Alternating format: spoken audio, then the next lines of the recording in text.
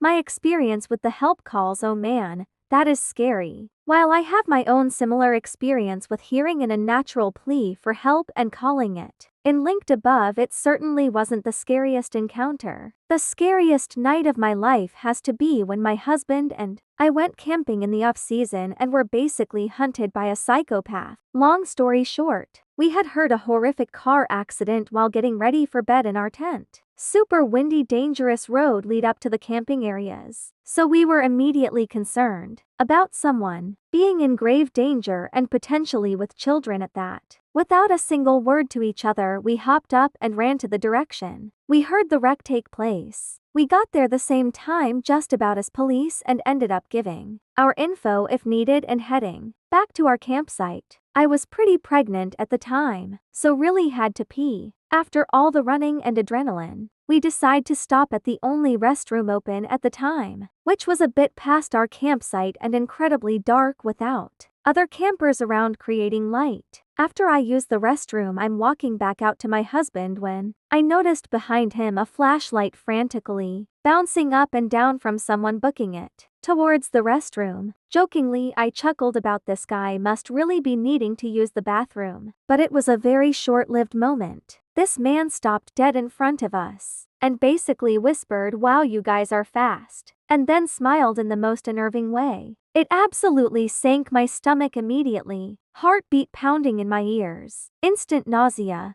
goosebumps, you name it. Husband didn't seem put off by any means and noted, "We were worried about the accident act." Dude continues on as if discussing the weather with a friend, saying he's just used to that kind of stuff. Asks if we're leaving tomorrow. I almost angrily ask used to what, which he shrugged off and just explained he traveled a lot and camped. At that point I had already started taking steps backwards to the point where my husband finally starts noticing something's off with at least me. In the moment I decided to lie and say we needed to get back to our tent because the cops were coming to take our statements, which was completely false. But I, for whatever reason, just fabricated that like verbal vomit without even thinking. Even though my husband chimed in and agreed, saying we needed to get back, this man does not stop. He starts matching our steps backwards with steps forward towards us and begins telling us that morning he went for a walk and found these beautiful flowers, but had heard a deep growl which scared him. He ended this very concerning story with saying he realized you never know what day is going to be your last. It was at that point that I realized the entire time he had been fiddling with his hands in his hoodie pocket because he had a knife. I screamed, "Run!" And without hesitation my husband grabbed my hand and we started running for our lives. In those first few moments of taking off, he asked me what was going on, and I screamed, "Flowers don't growl," and started sobbing. This man had never taken the flashlight off us, had it in one of his hands by his hoodie pocket the whole encounter, so we knew he was chasing us when the flashing became erratic, again shining up and down over us. I'll never forget watching our shadows go from big to small from the movement of his hand while running hard. I looked back to see him behind us with the same smile he had in the beginning, and it absolutely terrified me. We had to cut through some woods because he was gaining on us so fast, and in the heat of the moment, decided to just continue through the woods back to the police, instead of staying on the road we would come up to after cutting through. We both looked back and last saw him right at the edge of the road where we would have came out if we had decided to take that way, because it would have been the fastest to the wreck. We knew we made the right decision immediately, and knew it was a life or death situation in that moment. It clicked for us that he had expected us to take the road, and looked disappointed that we took the longer route instead. We didn't see the flashlight or him after we looked forward again, and when we told police they went and failed to find the guy. Fast forward to a couple years after this traumatic experience and dozens unsuccessful follow-up calls to see if they ever found him. I decided to post on TikTok about it. It went viral overnight, and by the next day, someone who lived in the area had actually found this guy and shared a news article he killed 2 weeks later at another campsite not too far from where we went. He attacked and stabbed a man who died immediately, and a woman who luckily survived but only by playing dead. When I tell you finding this out absolutely sent me into a spiral, I mean it. I cannot even remotely begin to describe the mixed emotions of getting closure from him, having been found, to the heartbreak and survivors' guilt of knowing he went on to successful kill because he wasn't caught after our experience. This changed my life.